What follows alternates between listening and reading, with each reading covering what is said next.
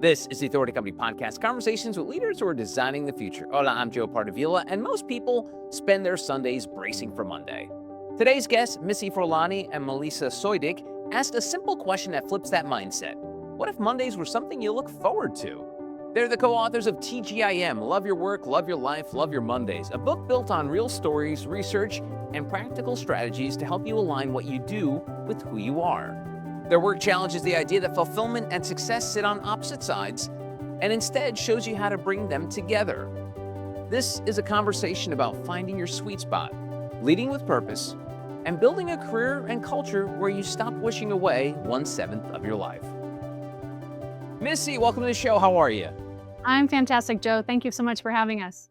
Oh, you're very welcome. And Melisa, welcome to the podcast as well. How are you? Hi, Joe. Awesome. Thank you so much for having us. So excited to be here. You're very welcome. And so I want to start with you, Missy, because for years I remember working in a job and there was this whole attitude of like TGIF, like counting the days to the days of the week. And it's like, and not that I was always one of the people who was like, drinking the company Kool-Aid and like everything's great at work and, who cares about the weekend. But there is this weird mindset, and I think this is from Western culture. I don't think Eastern culture embraces this at all, from what I understand. But where did this whole idea come from of counting the days of the week till Friday? Missy, how did we get here? Yeah, right. Listen, to start off, I'm a big proponent of TGIF. Like, I love Fridays too, and I love the weekends, but I also love every day. And having spent, almost 17 years in senior HR roles, I really found that a lot of employees, were sort of like wishing away the days to the weekend. And so this book really came from that sort of perspective of you don't need to wish away a day of your life if you're wishing away Mondays or wishing away 5/7 of your life.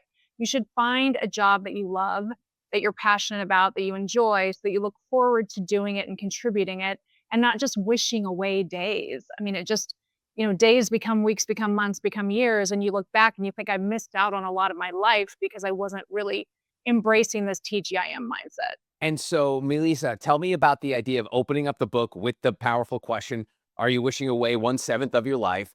What made that the starting point of the book? Well, it's a powerful question to ask yourself.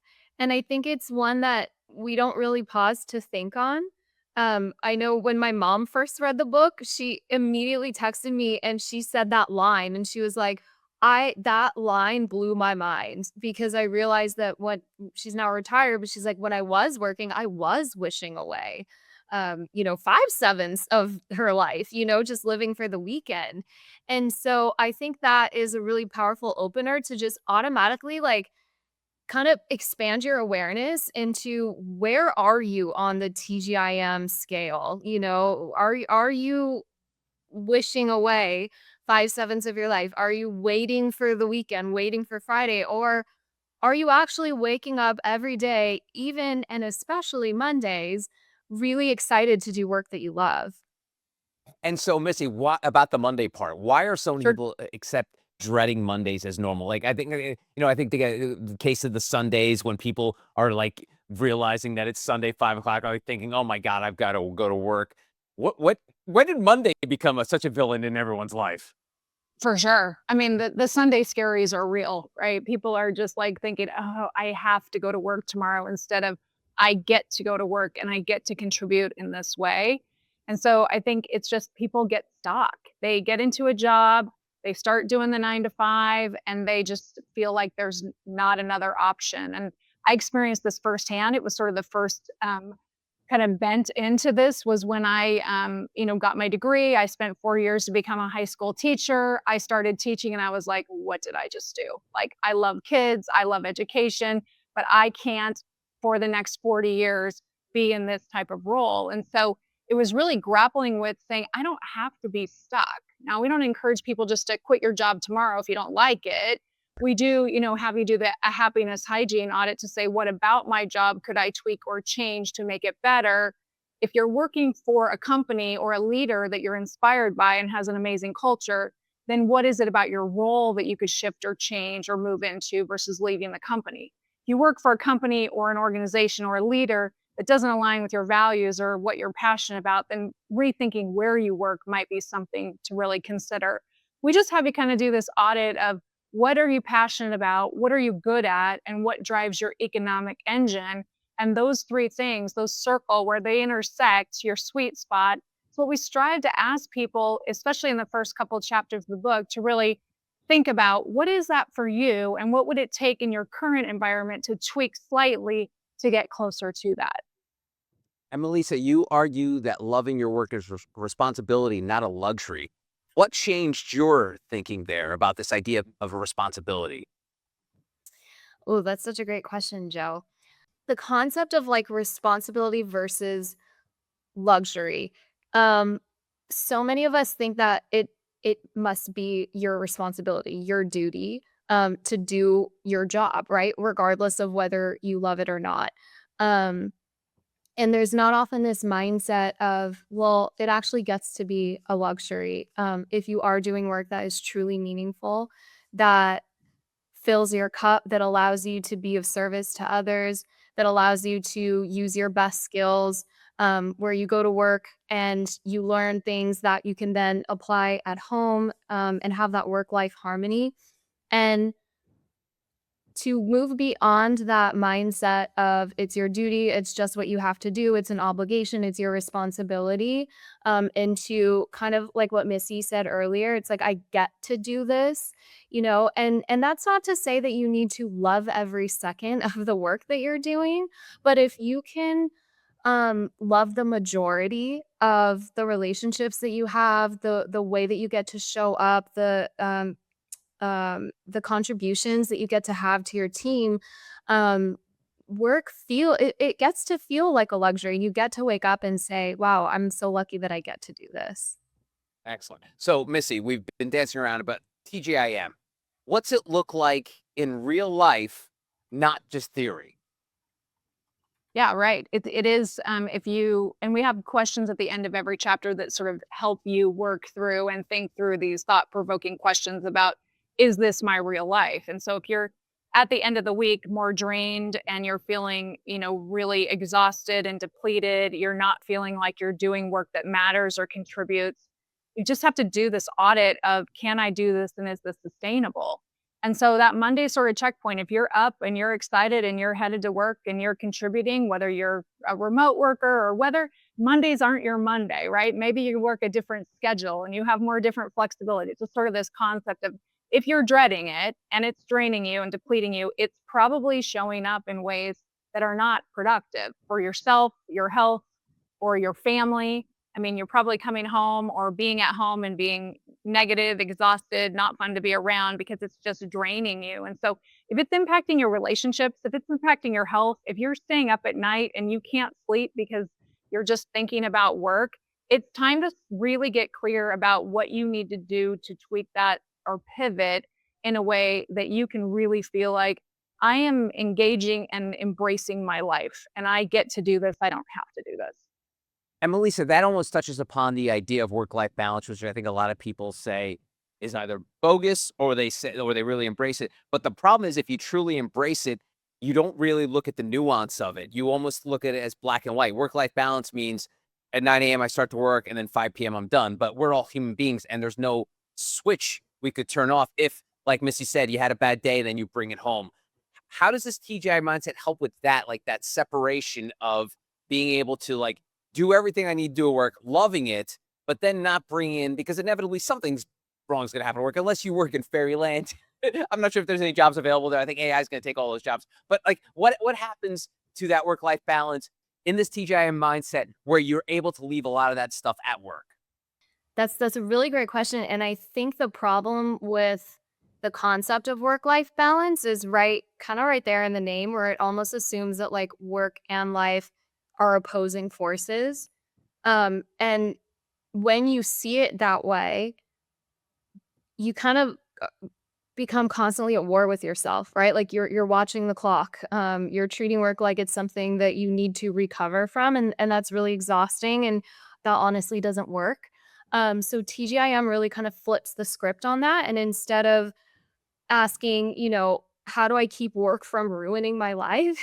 You get to ask, "How do I build a work life that actually adds to who I am?" Because when you love what you do, when you're aligned with your purpose, when you're really energized by the work that you get to do, you really don't come home drained and needing to detox. You come home fulfilled, you come home present, you bring a better energy to your family, to your loved ones. It's not just like the leftovers. Um, but that being said, TGIM also isn't about like working 24/7 or having no boundaries. It's really about that integration, not the separation. So it's about being really intentional with your time, with your energy, so that work is fueling you instead of depleting you. Nice. And then, Missy, in the book, you talk about the sweet spot framework. How should someone start identifying theirs? Yeah, it's a really simple framework. We borrowed it from Good to Great, Jim Collins' book, where he talks about the headshot concept, and he was really the foremost leader in this space about helping companies align with what they're great at, but also individuals. And so that headshot concept literally is, and there's a whole page in the book about it where you draw the three circles and where that intersects, that sweet spot is really the things you can and should be focused on doing. So it's your passion, it's what you're good at, and what you can make money at.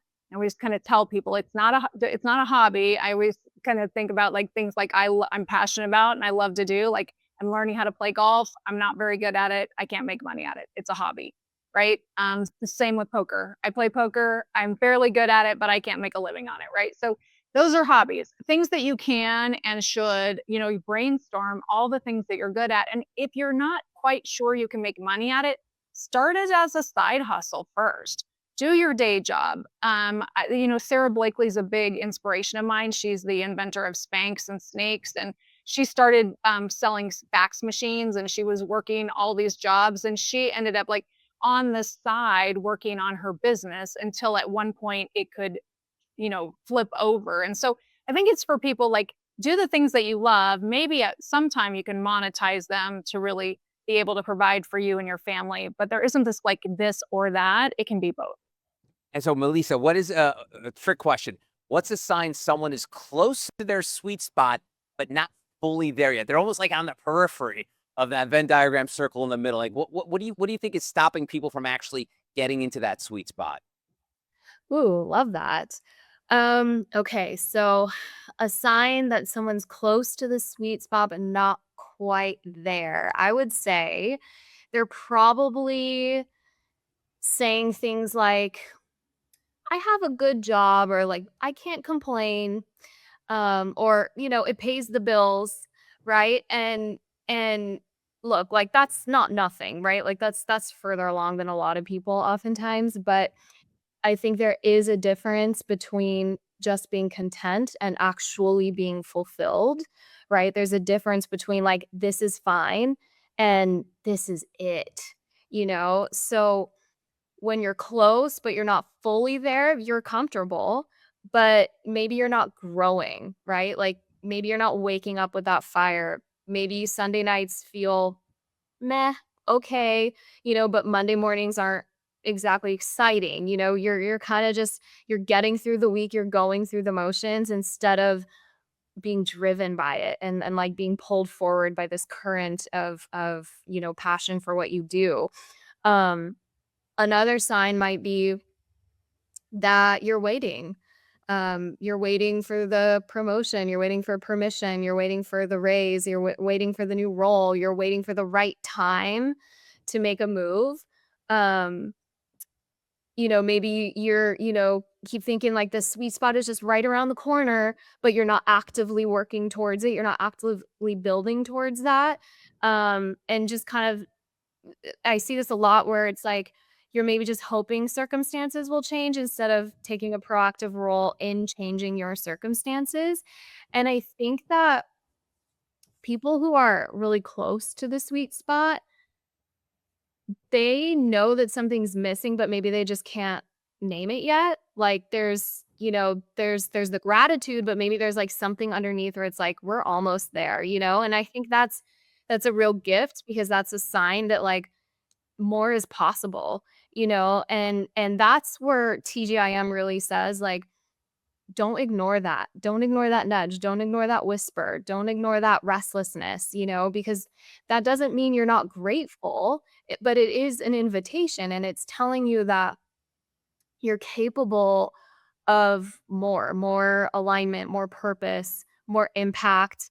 So I think the sweet spot isn't exactly about like finding that perfect job or perfect role, but more about really like closing that gap between who you are and like how you're showing up in your work. Nice. Well done with a trick question. I appreciate that, Melisa. Missy, so I always find it funny that the pandemic helped us learn a lot about ourselves. And one of the things that we learned about the pandemic was this word burnout. Apparently, no one knew what burnout was until like a global pandemic came around. But tell me about this idea that you guys write about is that burnout often comes from silence, not the actual workload, which I think a lot of people assume, oh, people burn out just because they just have too much crap to do. But tell me about this idea of silence, and what do leaders miss there about the silence part? Yeah, that's such a great question, Joe. Having experienced burnout firsthand and navigating through it, and you really, you set out, at least I did, to like, I loved my job. I just had way too much of it to love. And it just creeped in really just quietly. And I didn't really notice it. Oh, I have a lot to do and I get to contribute. And it just became more and more and more and more until you start to just like almost disassociate yourself from it. And that's where the silence comes in. You start to shut down and you start to kind of push, your relationships further away, and you're trying to just sort of survive. And folks sometimes see it as like, I just, I can't let anybody down. I can't show any weakness. I can't say out loud that I'm burning out because then, what will people think of me? And it's more just a realization, especially as leaders and even individuals, like putting your own oxygen mask on first is critically important for yourself to be able to show up for others, to be the best version of yourself. And so it's not a sign of weakness to say I'm burning out. It's a sign of being very aware of what those signs are and the things are that are causing that discontent or causing you to be really frazzled or fried, and getting clear with like, what does that mean for me to get my arms around this so that I can prevent that from happening? And as leaders in organizations, we need to be looking at our people and asking, are you okay? And how are things going? And looking for some of the signs, because people are not going to raise their hand, not very many of them, to say, I'm completely burnt out and I can't do this anymore. It usually starts to just show up like people start to disengage and just start to like not be fully all in. And so I think that's the part that as you think of burnout and you think of how do we address it in the book, we go through asking yourself the questions. And if you feel like you're getting there, what can you do about it? It's that knowing doing gap, like Melissa shared earlier. A lot of folks like TGIM is not rocket science. There's nothing in this book that you probably is brand new, you've never heard before. It's just, I know I'm feeling this way. I know I probably should do something about it. Maybe I know how, maybe I don't. Even if I do, what do I do? And so that's where we sort of close the knowing doing gap around burnout. We have a lot of things that talk about how you close that knowing doing gap. Nice. And Melissa, one of the things that people get burned out about is like the minutia and the daily grind of it. And it's not always the purpose. So, because, there's things in our job that we kind of have to do because you have to, but then it's not really the purpose part of the job. So, how can leaders connect that daily grind to that deeper purpose? Like, as you know, every company has their mission statement on the wall, plastered in the bathroom, and all that stuff. But like sometimes the daily grind's not meant. It's not mentioned in there that you're going to have 700 emails to get through a day. So, how do you connect all of that minutia to the deeper purpose at work? Burnout doesn't always come from working really hard. It can come from working hard on things that feel meaningless. Like the minutia, the emails, the 700 emails, the reports, the meetings, none of that is inherently draining. But what's draining is like when you can't see how that connects to something bigger, right? When your why gets lost in the muck, um, then the what starts to become really draining. So as a leader, your job isn't necessarily to eliminate the grind, because meetings still have to happen, emails still need to be sent.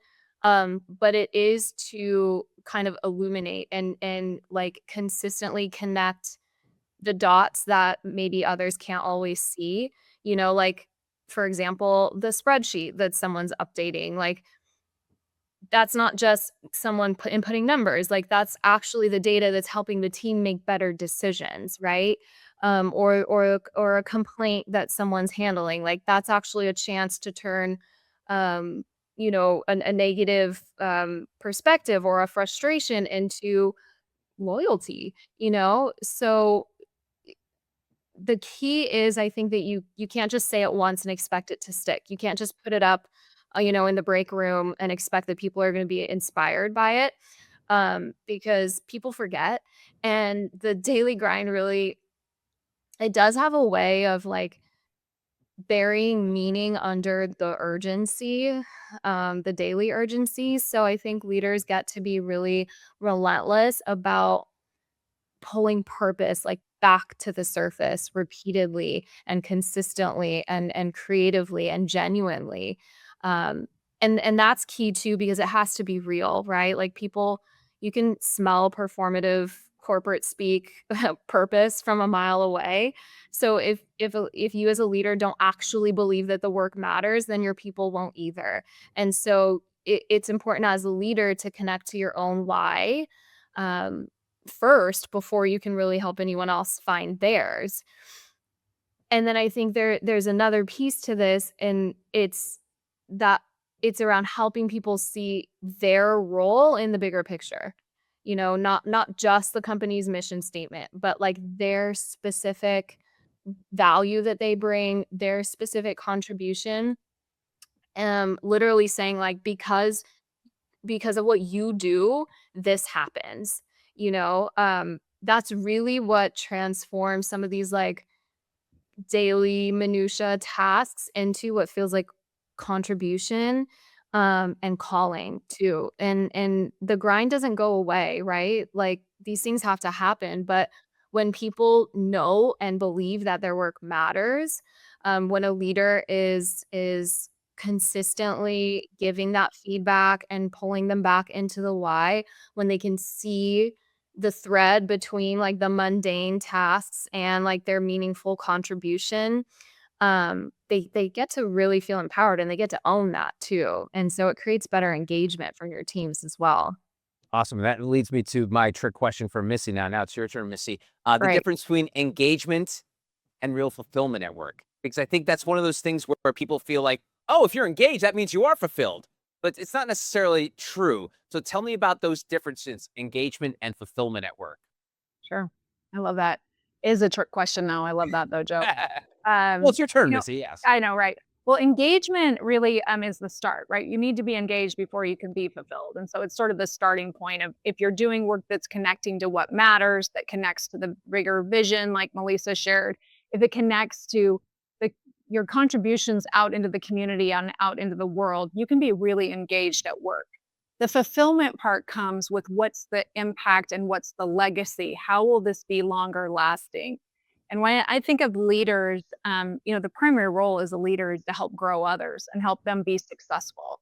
And that's really what we champion TGIM about. If you want to create cultures and organizations where people are engaged and fulfill, you need to connect the work to what matters and their why.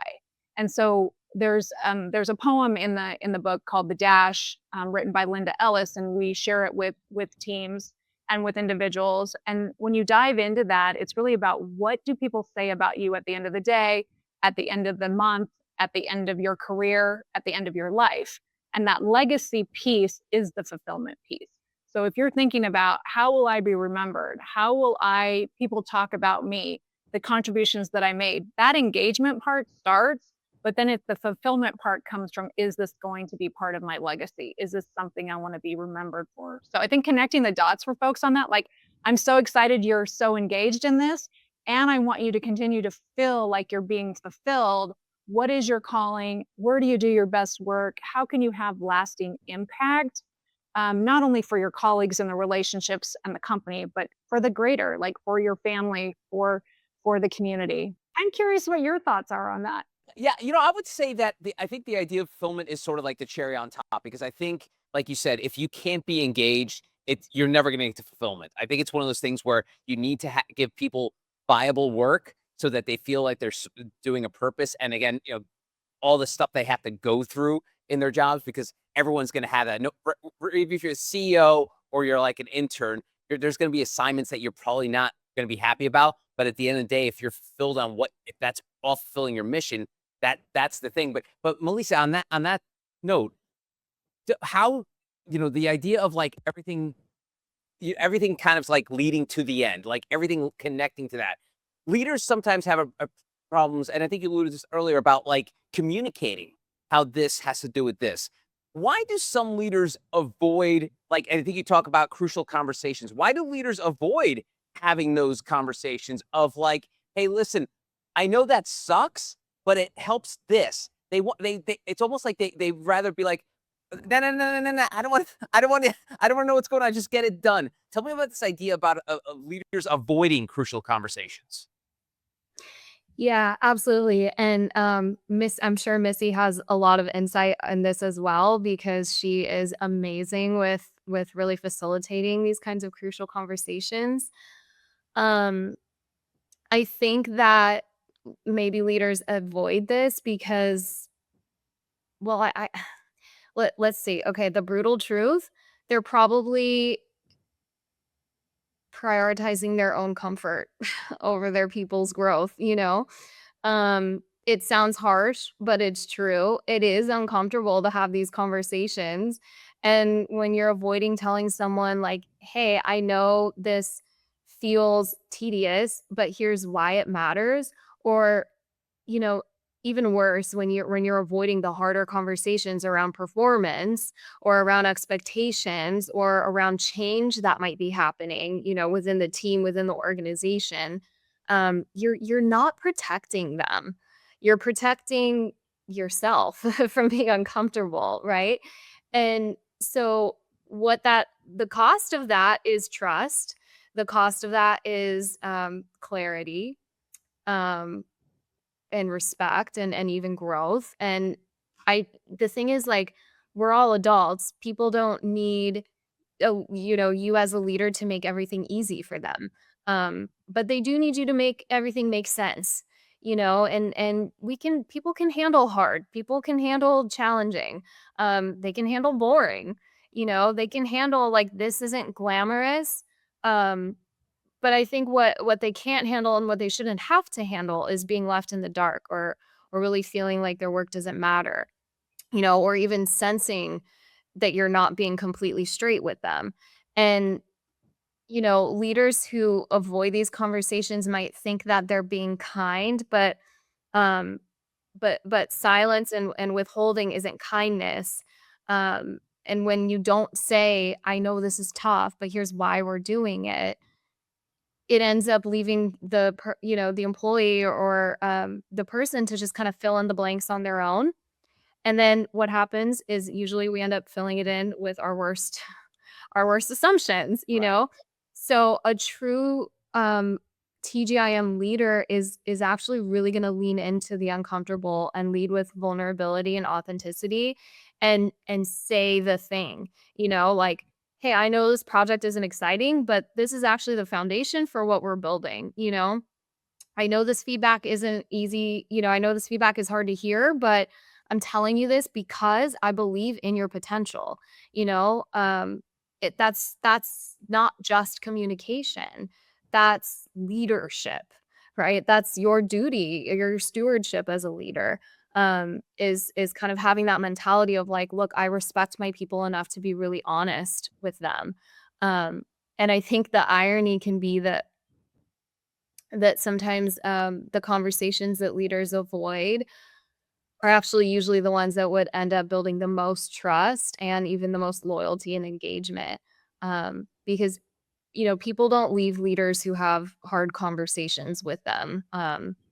They leave leaders who don't have the courage or, the willpower to even try. That's good. Yeah, and Missy, it's funny because I feel like a lot of leaders live by the book, rules for thee, not for me.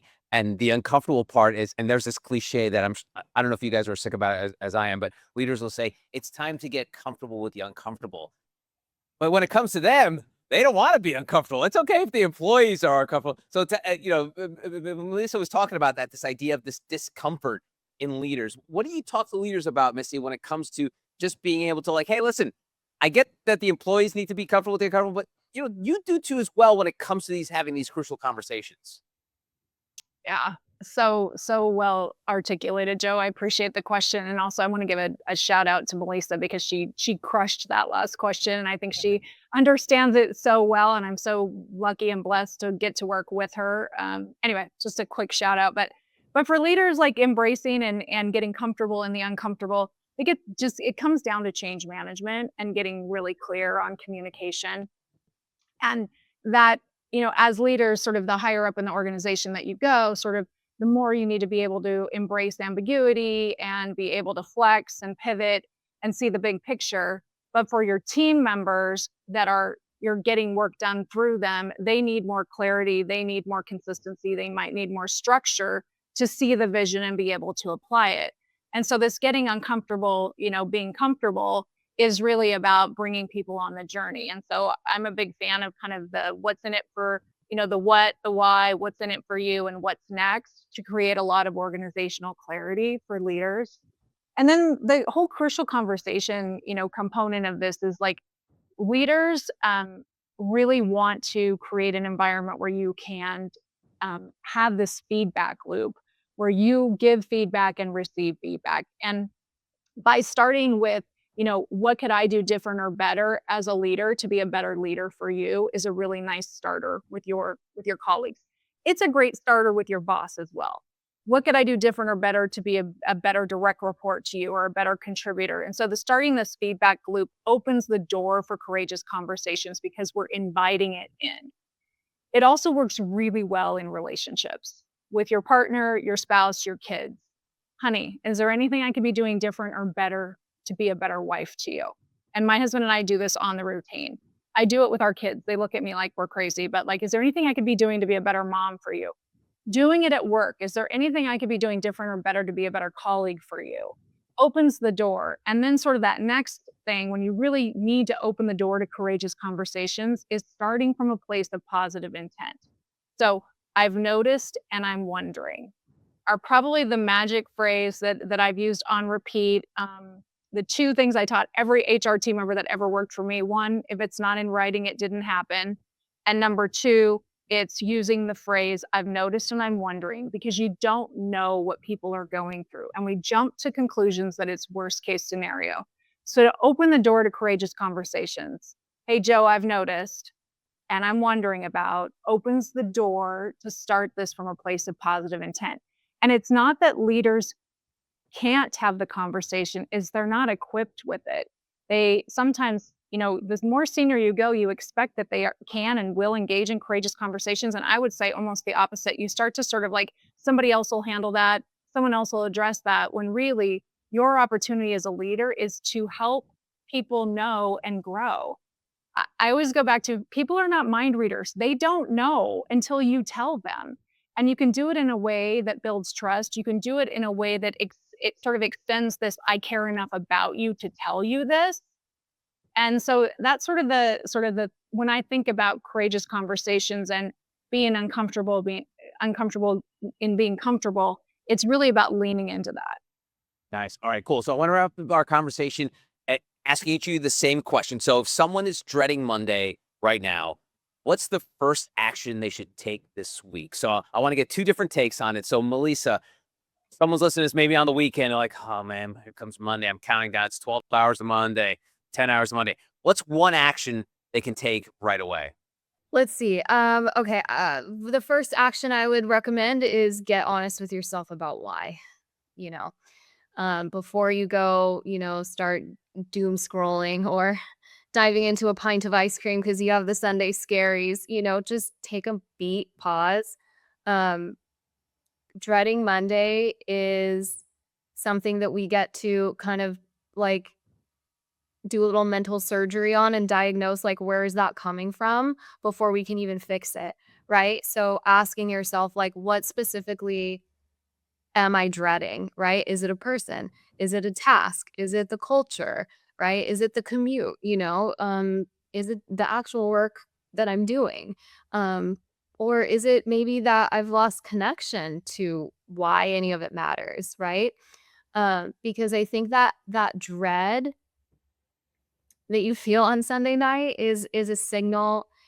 Sometimes it's a signal that you're in the wrong place and maybe it's time to make a move. But sometimes that dread is just a signal that maybe you've drifted, and maybe you've let the grind kind of bury your why, bury the meaning, bury the purpose. And maybe you've just kind of stopped being so intentional about how you're showing up.